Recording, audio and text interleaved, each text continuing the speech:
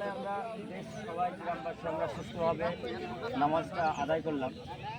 তো আপন আপনাদের ছেলের থেকে আপনারা কিভাবে সতর্ক বার্তা দেবেন সেটা আপনি আমাদের মোবাইলে বলুন, এবং এই বার্তাটা যেন আমাদের গোটা মুর্শিদাবাদে ছড়িয়ে যায় এবং এই বার্তাটা শুনে তারা জানে তার ছেলে মেয়েদেরকে সঠিক বুদ্ধিটা দেয়।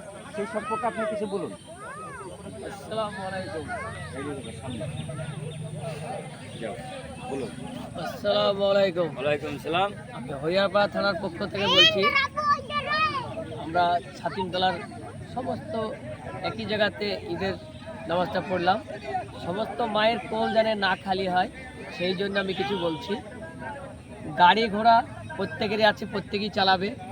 20 থেকে 25-এর বেশি যেন পিক আপ ওঠে না এবং নিজেকে যেন সতর্ক হয়ে চালায়। আর একটা বিষয় হচ্ছে সবার একটা খুশির জোয়ার, আনন্দ জোয়ার। এই জোয়ারটা যেন প্রত্যেকটা মায়ের কোলে এসে আবার ফিরে আসে, এটাই আমার বক্তব্য। তাই তোমরা বাচ্চা ছেলে, ইয়াং ছেলে একটু ঘোরাঘুরিটা কম করবে এবং নিজের জায়গাটাকে বজায় রাখবে।